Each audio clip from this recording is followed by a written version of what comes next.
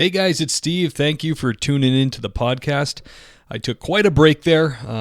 Over a year I've been gone. I was going to pull the plug on the whole thing, and then I said, let me just keep paying that. I get to pay like $20 a month to Libsyn to keep your podcast active. And I said, I'm just going to keep paying it. And because I kept getting messages, kept getting emails from people how much they like the podcast. And I felt like, man, I did all this work to make this thing. It got kind of difficult to get people to interview. I got busy. I changed jobs. We moved. Things just got busy. Life got busy. So I kind of put it down, but I kept it going. And I'm really glad I did because over the course of the year, I've received more emails than I can count, more messages, more encouragement. So I fired this thing back up. I put it out there on social media. I went to, I think, Sheepdog Nation, and I went to Drinking Bros public safety group, and I just kind of put it out there and said, guys, I'd love to start doing the podcast again, but it's just become difficult to get guests. So if you guys want to keep hearing the stories, please let me know if you want to come on and share, and I'll fire it up. And I got the next week I got 6 interviews coming up, and I'm just gonna start putting them out again. So awesome support. Just really happy to be back at it, and this is the first one in a long time. I interview Cline. He's a cop in Tennessee, one of my favorite states, and he's got some great stories. So thank you for joining us, and enjoy. This is Things Police See, First-Hand Accounts, with your host, Steve Gold. Skylar Cline, thank you for coming on the podcast, my man. Yes, sir. I appreciate it, Steve. How are you? I'm doing very well. So you are, I'm excited to interview you. You're in Tennessee, right? Correct, yep. You're in a suburb of Nashville, which is one of my favorite cities in the country. My wife and I drove cross country, and we spent 3 or 4 days there, and it's totally awesome there. It's awesome. Middle Tennessee's blown up. The department I'm at, I like it. The city that I'm at, I like it. County-wise, it's pretty good, so it keeps us busy. When I was there, I went to it's a good place to live, good place to grow up. Oh, absolutely. And I see the property's still relatively affordable, but it's climbing. Oh, yeah. It's booming. When we were there, we went to a place near the new Grand Ole Opry, and it was like an indoor town. It was like an atrium with houses in it. It was insane. Mm-hmm. It's Nashville's, like I said, it's blowing up. I heard there was a study or something published a while back that apparently there's 100 people per day moving to Nashville, which I believe. Oh, I believe it, absolutely, man. Especially, I'm in California, and it's like I just moved within California, like 30 miles, and the moving companies were like, it's a good thing you called this early, because I called like a month and a half in advance. They're like, because there's so many people moving out of California that we don't have any pods available. So everyone's getting out. Yeah, it's not good here. So tell me, how long you been a copper over there in Tennessee? Oh, so I have. I've been a cop now for 4 years and some change. 4 years. That's plenty of time to accrue some good experiences. It is. It seems, and I still feel like as wide-eyed and bushy-tailed as I just left the academy yesterday, and I'm still, learning new stuff every day and seeing everything that, positive stuff to negative. So I mean, every day's a new and awesome day. Absolutely, man. I remember that when I was the first 5 years I worked patrol, I was like, it's the learning curve is huge because there's so many different things can come up in police work that it's like you do literally learn something new almost every week. All right, brother, let's get down to brass tacks here. Tell us about the first time you responded to a hot call and how you reacted to it, and just in general your first adrenaline dump. Okay, walk you through all that. All right, so I got to think way back. 4 years. It's been. You don't know which one to. Which event should I say? But anyways, I think my very first, or one of my early hectic calls on my own. I was on third. I'm actually on second shift now, but I was on third shift at the time, and we worked from 10 at night to 8 in the morning. So the call came out at about between 2 and 3. It was pretty late, and me and my partner, we were actually just sitting in a parking lot and just passing time, and dispatch puts out a 27, which is a burglary in progress. And I'm sure most of your burglary calls tend to be false alarms or not what they are over the radio when you get there.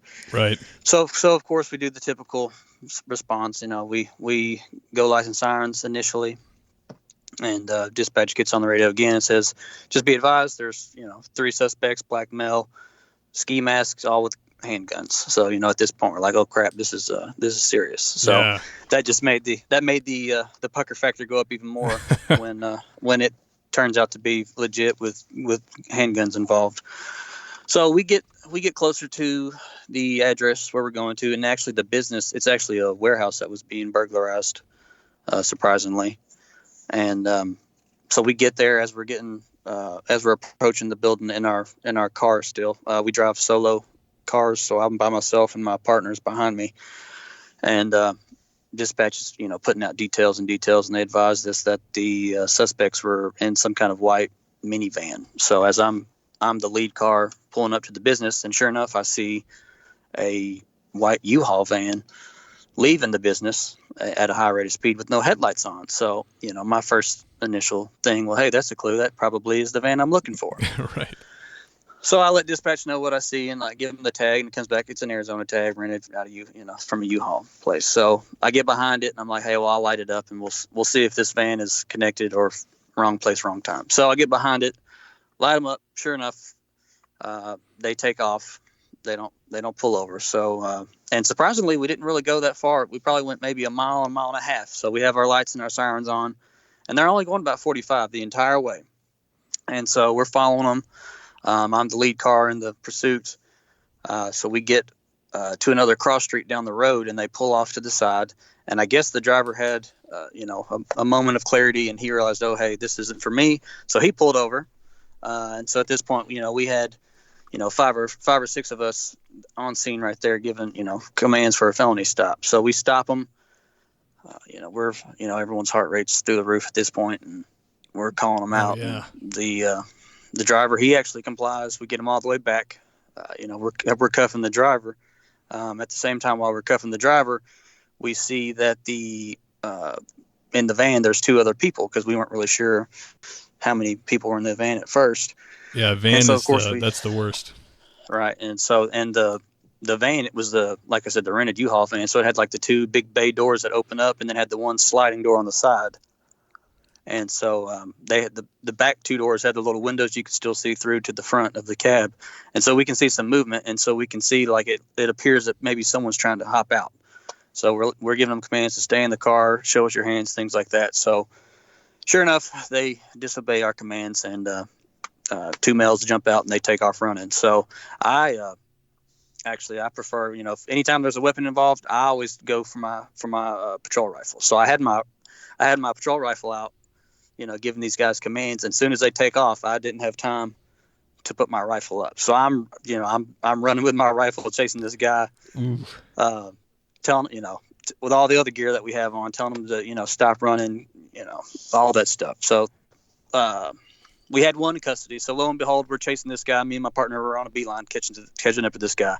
And luckily he slipped and fell. So we caught the second guy. So we got him in custody, take him back to the patrol's car, put him in there. All right, so we got one more outstanding. So the way third shift works, we really don't have at our department. This guy that you got, was he armed?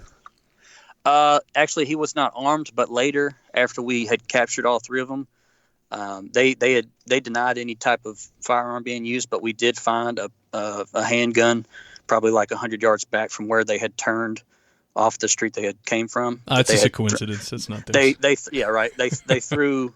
I didn't see them throw the weapon out, but we found, it was in the bushes 100 feet from where they were at. And so, but anyways, for the third guy, like I said, the way our shift works, or the way our department is, third shift doesn't have access to a canine.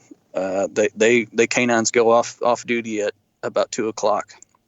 So from any time after 2 to the rest of the shift, if you need a canine, you just hope that we don't need a canine, or you call in another agency to come assist. So we had to call in our on-call canine, so they show up. But it's kind of at that point it's kind of pointless because like 30 minutes has passed, and so we do a track, and lo and behold, just some passing motorist that was going to work that morning. He called dispatch and said, "Hey, there's a suspicious person walking, on this road," and it was pretty close to where the felony stop had stopped, where we had caught the other two guys. And so, of course, we went and checked it out, and sure enough, it was the last suspect. So we took him into custody. No officers got hurt. They didn't get hurt, and the business got burglarized, and there was actually a guard that was on duty that he got robbed as well. So he didn't get hurt. He got all his things back.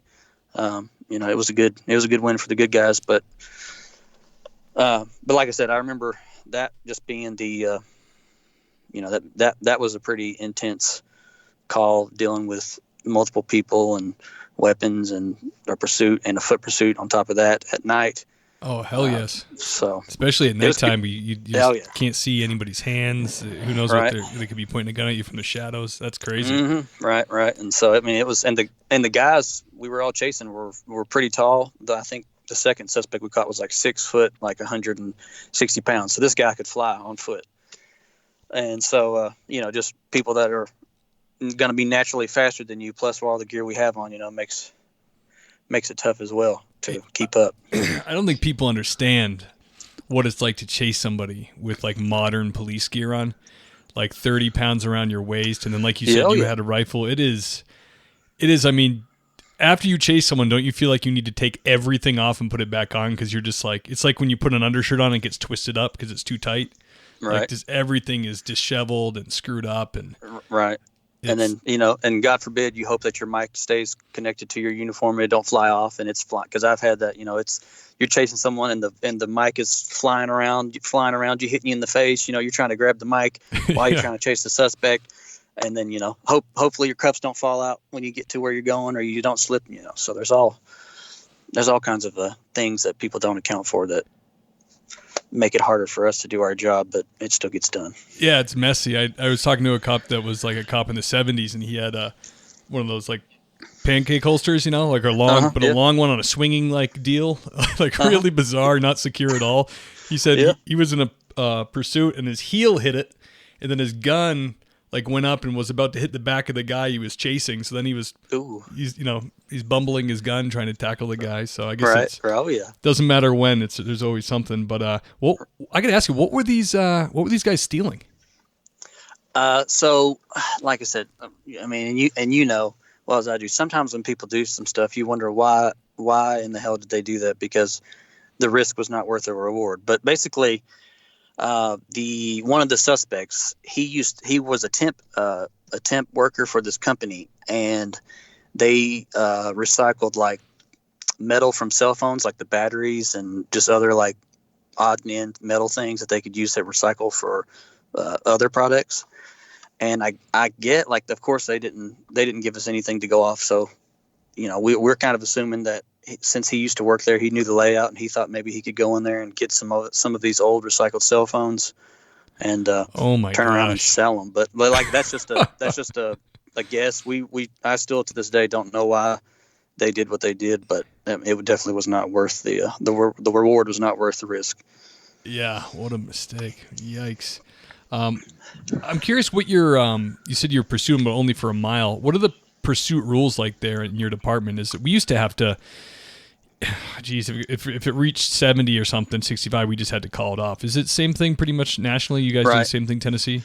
Now our department, we have, I would say we're on the smaller end of the spectrum, because we're between Metro Nashville and then another agency. So we're kind of landlocked. So we only have maybe all together, maybe on patrol, we have maybe, I don't know, 40 to 50, just throwing numbers out there.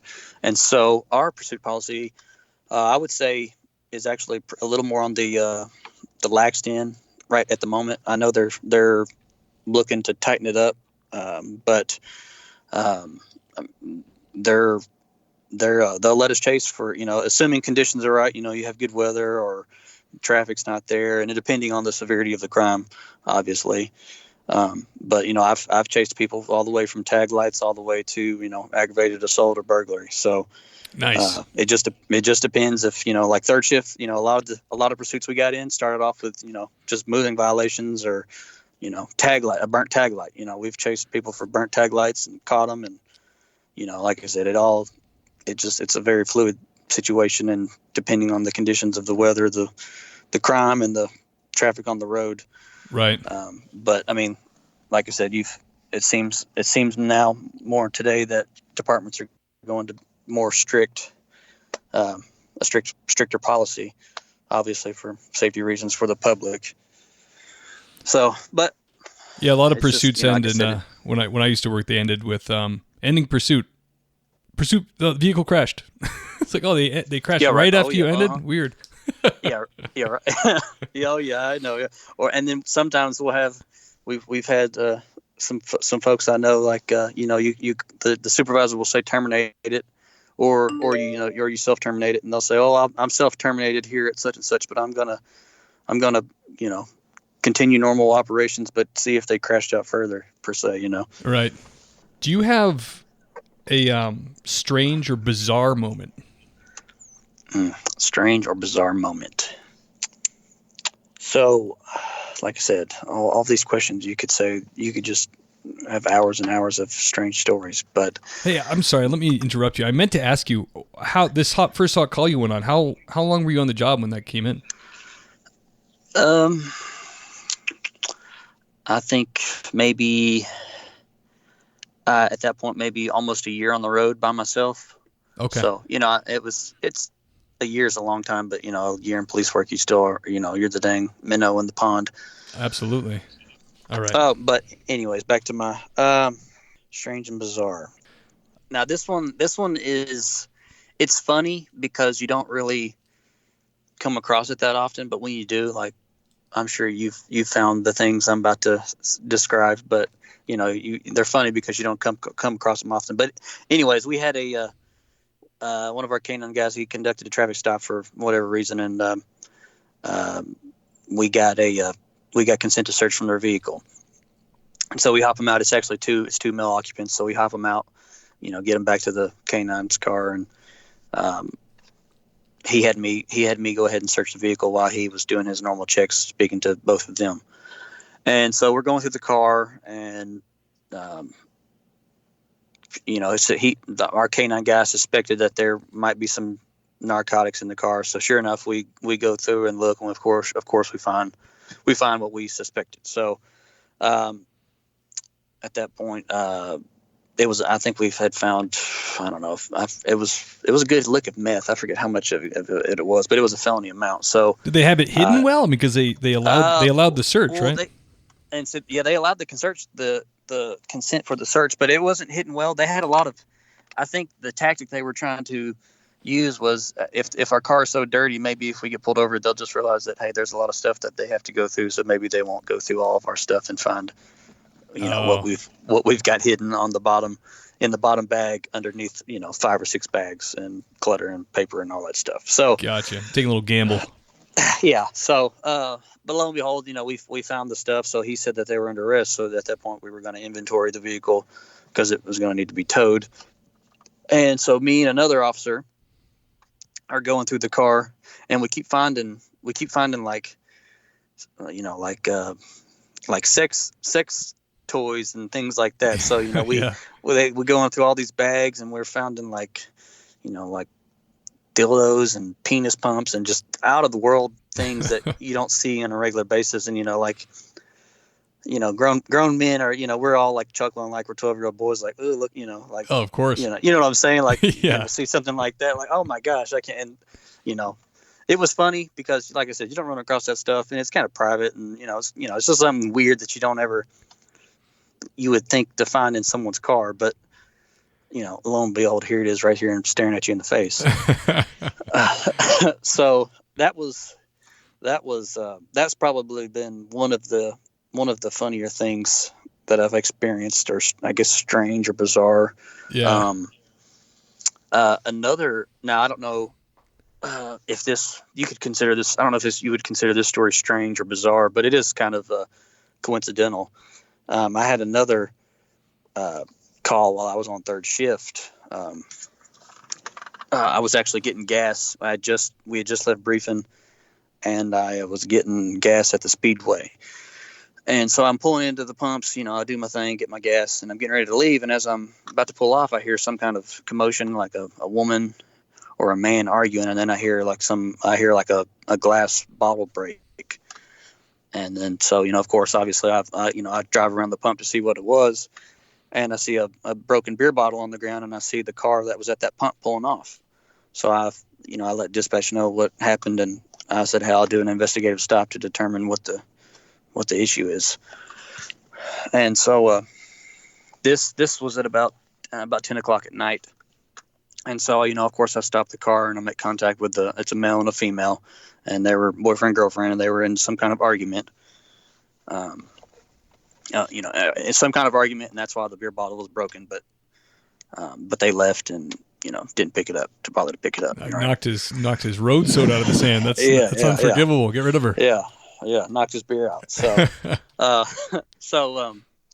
so we, I was speaking to him. The girl had no ID on her, nothing that would identify, no tangible objects that would show who this is who I am. So I just had to go with. I didn't have a computer at the time with me, so I had to just go with what she said, her name, date of birth, social, everything. She gave me everything to a T. So she was actually suspended. So, I wrote her a cite for driving on suspended. And then that was it. So I left them do their thing. No domestic arrestable offense for that. So I left. And then at about 2 o'clock that night, this is where it takes a wild, crazy turn. We get a call for a call for service for basically a requested investigation in regards to a possible stolen car. And of course, it was in my zone as usual. So me and my partner at the time, she gets there before I do, and I show up right after her. And so we're talking to this girl. Like, we knock on the door. This girl comes out with a neck brace on, and she's like, "Oh yeah, I want to report my car's stolen." And so we're like, "Okay, well, what's your name?" She gives me the name, and this is where it became a little bizarre. Was she gave me the name, but the name that she gave me was the name that I was given on the traffic stop from the gas station like 4 hours earlier. And so I pulled my partner to the side and I said, this chick, either she's lying who she is, because this name that she just gave me was the same name that I got 4 hours earlier. So something's off here. And so we're like, we re-interview her. Hey, what's your name? This and that. Do you have do you have a sister? Obviously, because someone was using your ID right on a traffic stop. And so she's like, "Well, I have a sister and all this and all that." And and that's, at this point, we still hadn't figured out that I had been lied to earlier. But so we're asking her at this point. We've gone past the ID in part. We're like, "All right, well, what's the issue with your car?" And she's like, "Well, I want to report my car stolen." And we're like, "Okay, well, who's got your car? Where are they at? Give us the details." And she said that her sister's boyfriend had taken the car and left, and then just, basically said, I'm out of here. And so at that point, dispatch, we have the mics where you can put the earpiece in your ear, so you can only hear and the public can't hear what's coming over the radio. So we, the same exact time, she says, "Oh, my sister's boyfriend took the car." The dispatch gets on the line to us and says, "Hey, just be advised, the car that's in question just arrived at the local hospital with a male that had a slit throat." Ooh. Yeah. So at this point, we're like, "Oh wow, this is definitely taking a bizarre turn." So we, we kind of played on with it, like, "Okay, well, why would he take your car? This and that." And then finally, we just, we told her, like, "Look, hey, we know where your car is, and we know who's got your car, and we know why he has his car, because he had his throat slit. So now we're not, we've gone past the stolen car. Like, we're into a whole different ball game. So you need to be a little more truthful, because you're obviously lying." And so lo and behold, we had to make entry, and we found the sister that I originally spoke to initially 4 hours ago, she was inside naked and like unconscious, and like we found her in the floor, and there was some kind of other argument after the initial argument, and he somehow got his throat slit by her, and it was a big ordeal. We had to call detectives in and all that, and I think they ended up charging her with like attempted first degree murder or something pretty heavy. So, and then of course, now she's, to add insult. Sorry, go ahead. I was going to say, just to add insult to injury, after like a week after that, I was like, well, I'm going to go take out more charges on her for the criminal impersonation and driving on suspended, because she lied on the initial get-go. But yeah, it's funny how you see people in the beginning of their night and then you catch up with them later. Oh yeah. And I mean, it was, like I said, it was crazy just to. Now she was naked in there, passed out. Yeah. Was this from alcohol and drugs, or was she like? Did he knock her out? To us, what I think is that she got drunk, or she took something, or because we didn't find anything she didn't have any physical injuries on her or anything like that. She really wasn't making much sense, so she couldn't really give us any details on to what happened and why she was naked and why she was on the floor.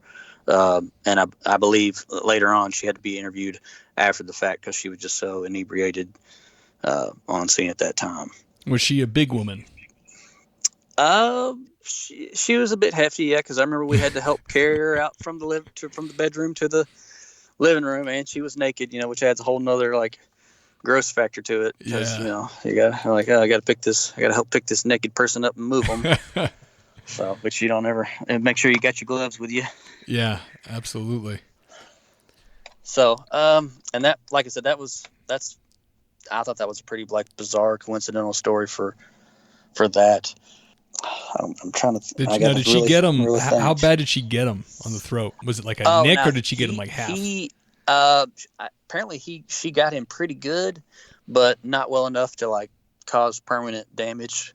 I believe he ended up being I think having to have a little bit of some minor surgery, and then he was fine from what I was told. Surprisingly. See that? I mean, he should have left right after she knocked the roadie out of her hand. Right. Yeah, the road beer out of her hand. Yeah. Kind of woman are you? Yeah, right. Foreshadowing into the later of the night. All right, brother. So, can you tell me the most intense and or terrifying call that you've been on? The most intense call I had, we had now believe it or not, the call came out as a suspicious person at a gas station, like right off the interstate, because we have I-24 that runs through our jurisdiction. Okay.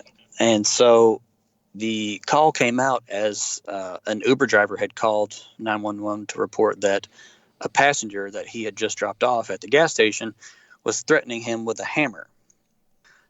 Later, after everything was said and done, we found out that the suspect in this incident, he, I guess, had been on a meth binge for a few days, so he'd been up for some time, and that he had called an Uber to take him somewhere in Nashville, but he was so paranoid that he thought his Uber driver was an undercover cop, and the undercover cop was taking him to jail because surprisingly, air quotations, he had warrants.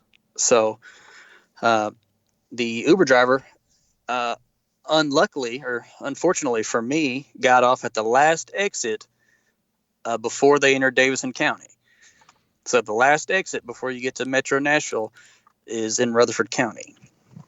And it happened to be in our jurisdiction, so we were the ones that had to deal with it. So, he got called as a suspicious person at the Pilot gas station. So 3 of us, me and 2 others, check en route to deal with the guy. And at this point, it's like 4 o'clock, so it's nothing.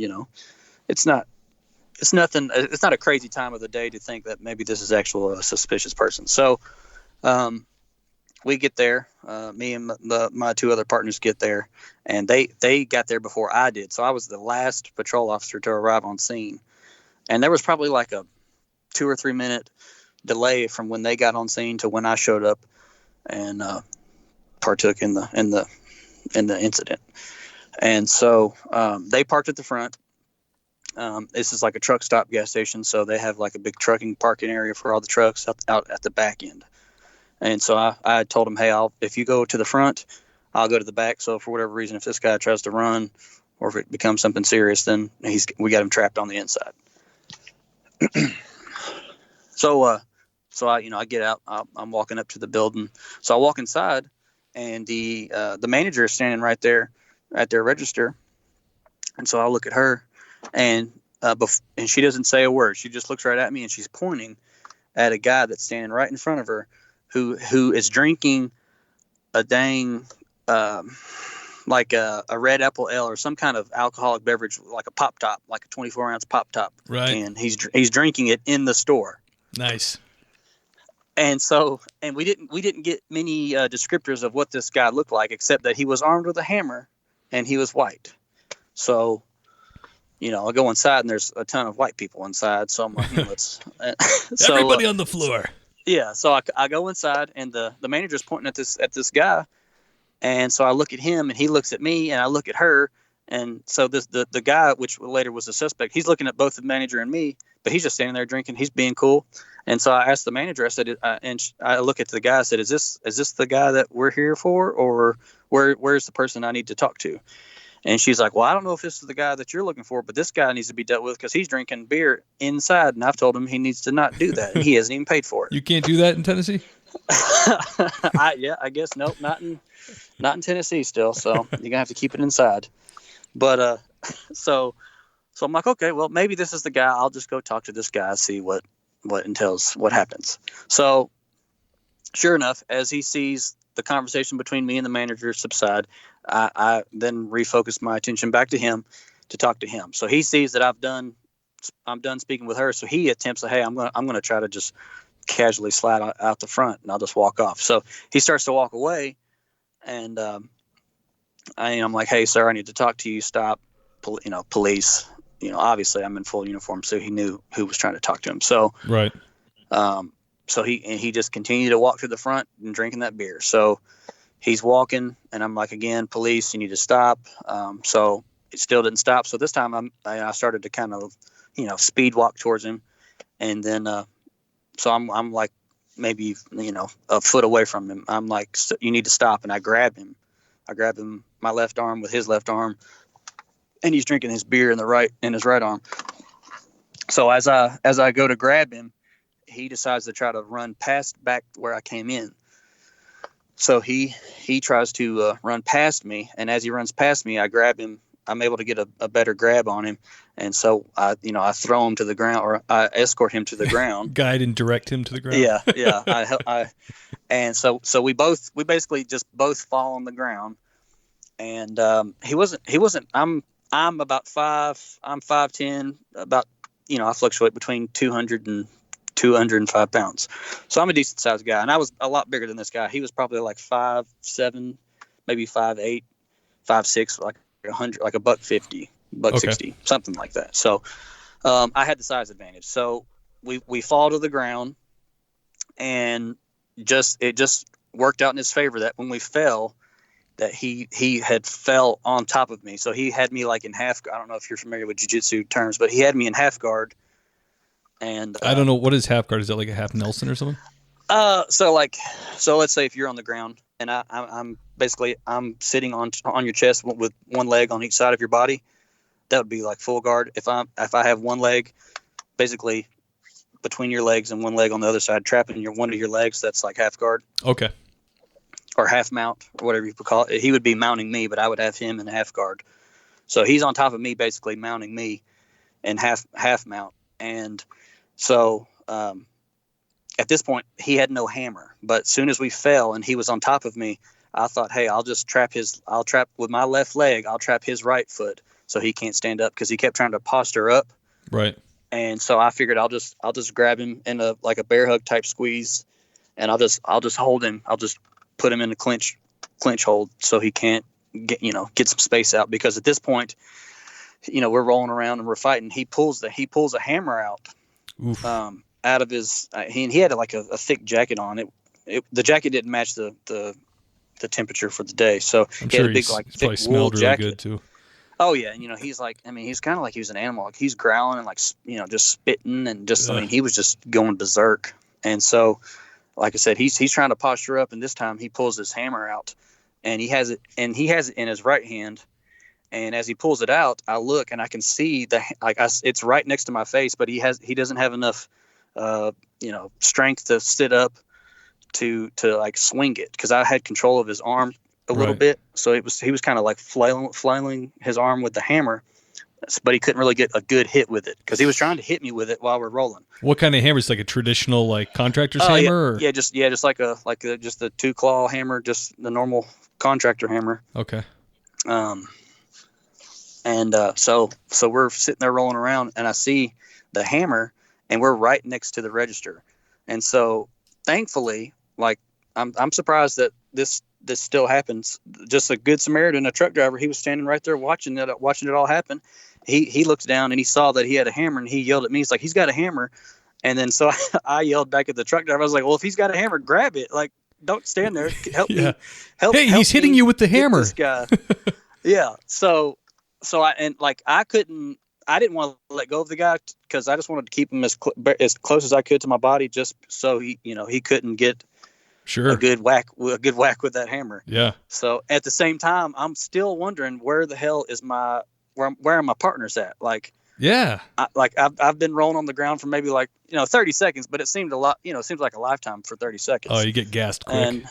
And I'm like, where the hell are they at? And so I'm looking around, still holding this guy. And then, like I said, thankfully the truck driver, he comes in and he rips the hammer out of the guy's hand.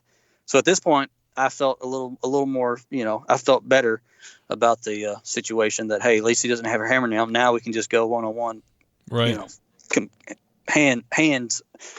And so, sure enough, right after the hammer got taken out, my partners, they had thought that the suspect had went to the bathroom, so they were actually in the bathroom waiting for people to leave the stall because they thought he was in the bathroom hiding in the stall. And so they come out and they see us on the ground, like just going at it, and they're like, "Oh, what the?" And so they show up, and he didn't want to give him his hands and all that, so they had to tase him on top of all that, and so they tased him, and they got him into custody. And the scary thing about it is that after they read him Miranda and all that and said, "Hey, you're under arrest," obviously, he told the officer, he said my whole intention was to kill that cop. Like, he said it was gonna, and he later, like I said, he said that he kind of had like a suicide by cop on his mind, because he said that he wanted to kill a cop so that he would have to be shot in return. Wow. And so, like I said, it was crazy. Like, he was completely wrong. He thought he was in Nashville, which he wasn't in Nashville.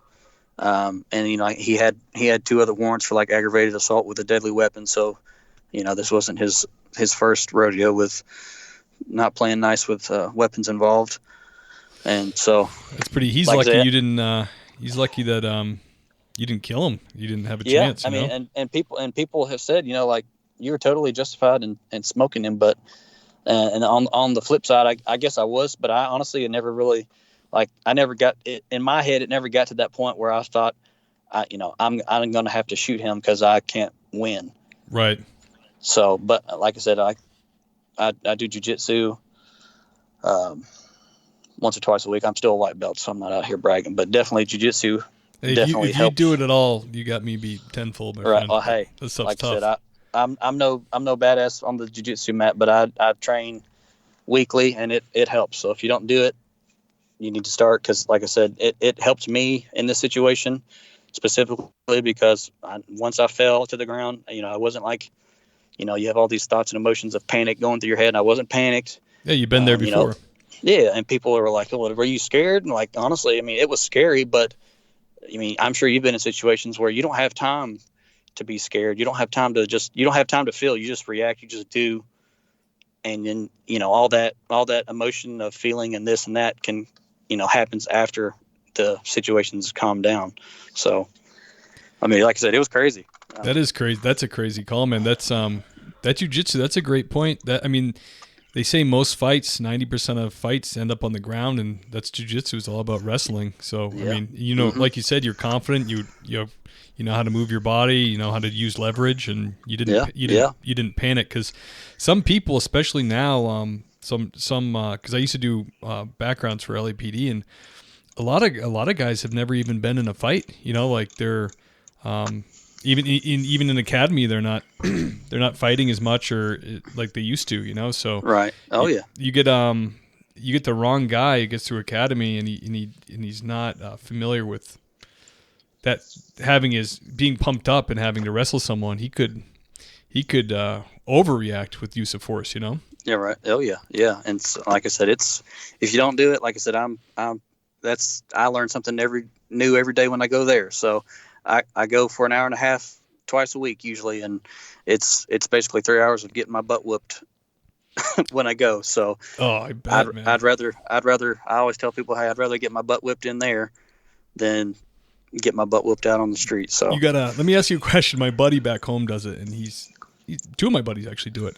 Those gis that they wear, I mean, I would have to tape my nipples, man. Those things are like, it's like an old burlap bag. You gotta get you a good gi. Like the gi I have, it's actually got on the inside, it's got silk. Like silk's been stitched onto the inside. Oh yeah, that'd be good for my nipples. Yeah, yeah. So like, hey, and so that silk it's perfect. Now I do have another gi that has nothing stitched on the inside, and it's like you said, it's like a wool sack. It's all itchy and like it's terrible. My wife, she actually because you're not supposed to put gis in the in the washing machine and let them dry, not in the dryer. And well, she accidentally put it in the dryer. So of course, this gi, it's like one size too small, so I look like I'm wearing like a child's gi when I put this gi on. But have you ever seen the movie The Fistfoot Way? No, I have not. I'll have to. Is it on Netflix? I don't know where it is, but it's the guy from Eastbound and Down, Danny. Danny McBride. Yeah, he's the star of it, and it's before he was famous. But he's a sensei at a local dojo, and you can just imagine where he takes that role. But I don't know why that came into my head, dude. But he's awesome. I like all his stuff. So if you say he's in it, then it's probably something that's pretty funny, pretty good to watch. No, it's fantastic. One other question about the jiu-jitsu. My buddy got a belt. I don't know what color it was, but and then they all whipped him on the back. Is that just his dojo, or is that traditional? Now I've heard other places. I believe the gym that I'm at. I don't think they do that. Don't quote me. I've never been there when someone's got promoted to another belt, so I've never seen it personally. But I have heard of other gyms, not here specifically, but just other gyms in general that they do that. I do know. Sucks.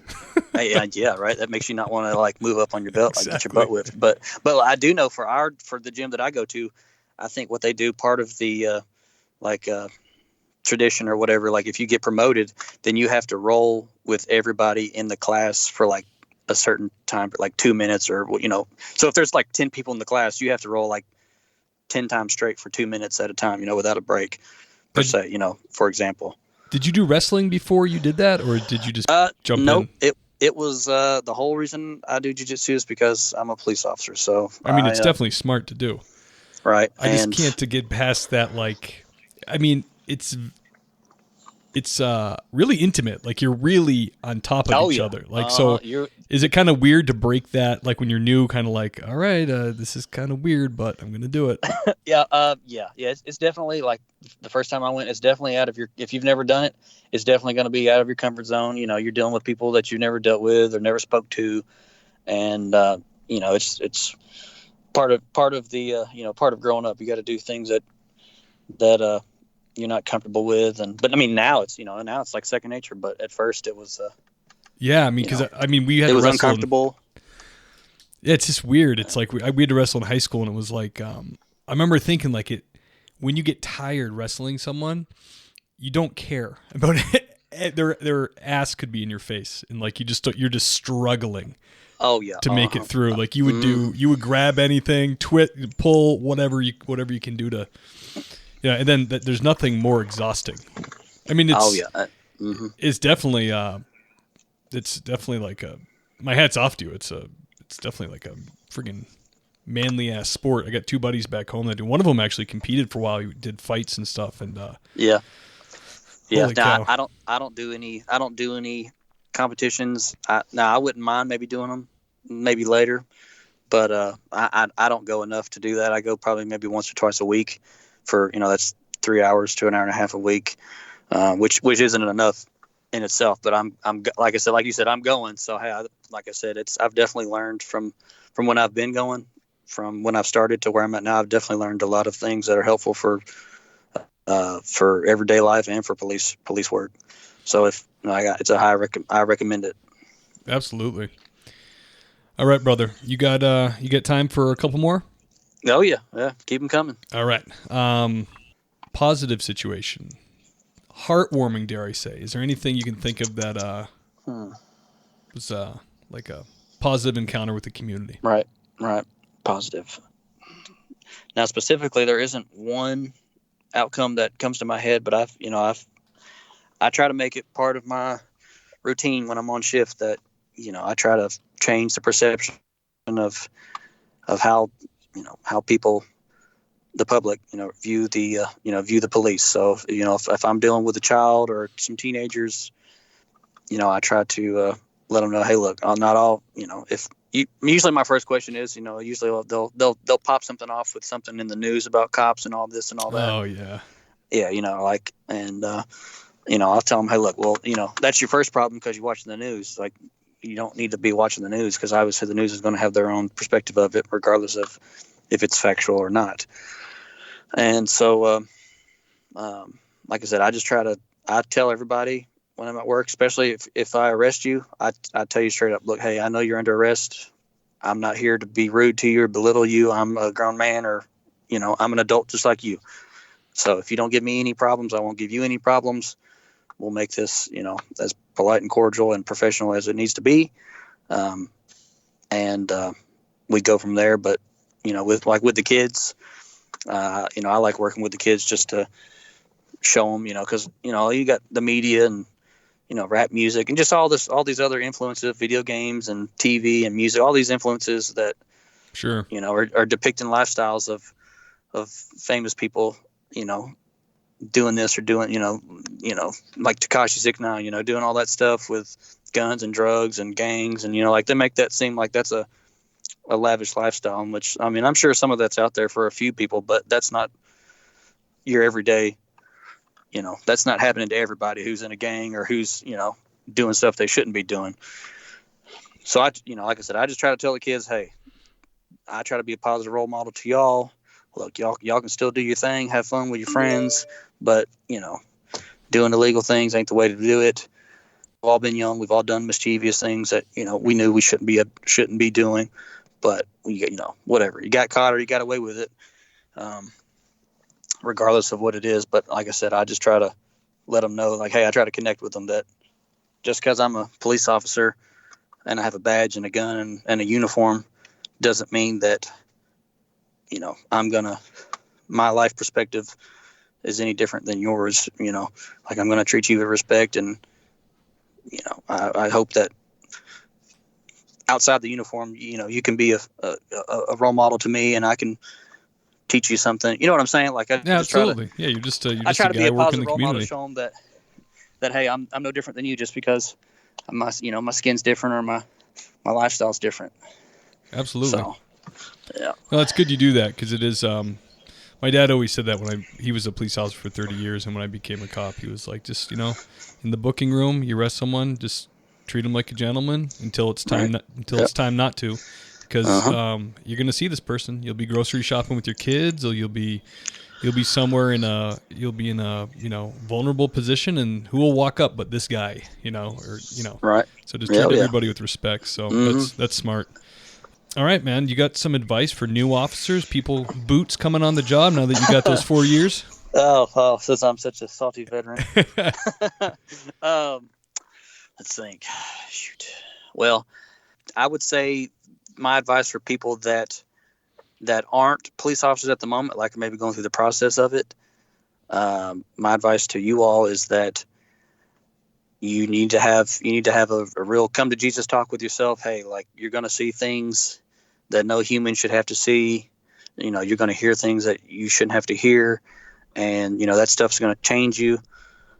So you need to, you get a front row seat to life. So you need to really sit down and think, hey, is this something that I want to deal with?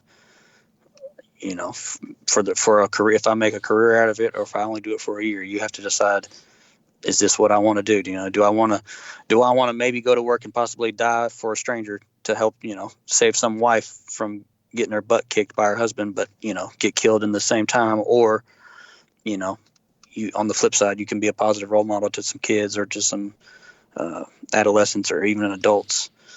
So and like I said, I've seen a lot of people that have, like specifically at our department, that have got on and got hired and have went through the academy and have had tons of money pumped into them, and then a year down the road they're like, this isn't for, like I'm not, like they hang it up, they quit, and so it's kind of frustrating. Yeah, but sometimes see that. Sometimes that's the best thing they can do. And so, but like that's my advice for people that are still trying to get into it. If this is what you want, and if you've said, hey, this is what I want to do, then go into it 120%. Don't half-ass it. Give it all you got, because the cliche that people say cops are, they take it too serious, like the thin blue line and all that. But I mean, in my opinion, being a cop and all that it's not your normal job. It will become a part of you. It challenges you for sure. Challenges you to the core. Oh yeah, because I mean, it changes you, because you deal with people every day that lie to you. You deal with people every day that do things that try to run from you. You don't want to face it. You deal with a lot of negative things, and then you have to get off duty, and you got to put all that in the back of your head, and you still got to go home and function, deal with your wife or your children, or do this or do that off duty as well. So and like I said, it'll become a part of you regardless if you want it to or not, because we have this. I've got guys that I work with that are I'm not a full strong, they're not idolizing the whole cop thing, but I mean, like I said, it'll become a part of you, and you can either make it a positive one, or you can let it, self-destruct within. Yeah, there's definitely, what would you suggest for, like you were saying, like, it's just, you're going to see things that are crazy. I'm curious what you suggest, how people can cope with that. I mean, when I went on the first call I went on, it really made me question. I was like, long story short, I went to a call where a community member that I knew died on the call. And there's his body. I know him. He's, eyes open, mouth open. Like, the whole thing just shook me to the core. Like, every morning I woke up, I thought about his body looking like that. Right. Yeah. And I really thought to myself, I was brand new, and I'm like, whew, I don't know, man. I don't know if I'm going to go to a lot of calls like that. I really did not know. And of course I did 10 years after that, but I had a moment where I was like, I don't know, man, this job is like, it just catches you off guard. Yeah. It's like, wow, this is life and death stuff. Yeah. I mean, because just for instance, I don't want to get off topic, but recently I had to deal with a shooting, and there was a fatality in the shooting, and I was the first one there. And, it was a juvenile, and I was, like I said, the first one there. So, I mean, it was, there was nothing when you're there, and there was nothing I could do. Like, he was gone. Yeah. He was gone before I even got there. And, it's just like, your mind just replays it. And, just like I said, the things that we shouldn't have to see, it's there, it'll never go away, regardless of how much you try not to think about it. It's still going to be there. So my advice for that, if like I said, if you're gonna get into this and you see things, like I said, you're going to. There's not a question if you're not. It's a when, not if. But yeah, it doesn't matter if your department has 5 guys. You're going to see the worst things that happen in that area. Yep, it affects from the smallest department to the biggest. And like I said, we're not the biggest, and I've seen things in 4 years that no one should have to see. But some of the things that gets me through all that is to have a good support system. I have a wife. She loves that I'm a cop. She has no problems with me being one. She understands the risks. We were together before I became a police officer, so she saw me on that side before I was, and she's seen me now. And especially when I come home, if she's awake, and it's been a crazy night or something's just, something crazy happened, I'll tell her, the things I can tell her. Right. And then my family, my mom and dad, they're still married, and they're real supportive of me. They're proud that, their son's a police officer, and I'll let them. I'll fill them in on certain things as well. I'm a little with them. I'm a little more guarded just because I don't want my mom to worry or my dad to worry. Because yeah, of course. Before I became a cop, I actually graduated with a degree in teaching to be a teacher. But I realized, hey, I don't want to be a teacher. And I remember my dad told me one time. He said, I'm proud of you if you're a teacher or if you're a cop. But I'll tell you, if you're a cop, the nights I go to bed, I'll worry about you all night compared to if you were a teacher. Sure. On the flip side. So, like I said, have some other activities outside of cop work that you like to do. Hang out with your friends that aren't cops, because those, yes. That'll kind of normalize you, put you back into your normal, like you want to assimilate to one group of type of group, but just keep away from the us versus them mentality. Yeah, right. Yeah, don't have that. Like have your cop friends as well. Like your cop friends are good. I have all my cop buddies that I like to hang out with, and that's nice because they know they've been through the same experiences that I have, and they understand that as well. But like I said, I'm not gonna make my whole life 24/7, hanging out with just strictly cops. I have my friends that aren't cops that I hung out with before I was a cop, and like I said, you just got to find that blend of hanging out with your cop buddies or hanging out with non-cops, and just trying to have healthy avenues to decompress when you're off duty. Compared to the statistics with cop suicide and alcoholism and all those things. So, like I said, that's just, and don't be afraid to talk to anybody. Absolutely. Yeah, I know. This profession, everyone's like macho. They don't want. You can't show expression. You can't cry or things like that. But I mean, it helps, man. Definitely. I went. It does. When I saw that guy die, I went and talked to a guy twice, and it was like, I don't know, $10, like a copay. Yeah, right. And I felt real weird about it. And luckily, there was a sergeant on the job that was I could kind of confide in. He was like, yeah, that's a couple of the sergeants were like, yeah, it's good. Yeah. And I went, and yeah. I'm telling you, it only took, for me anyways, it was kind of a minor thing, but I just talked to him a couple times, and that's all it took. I felt so much better.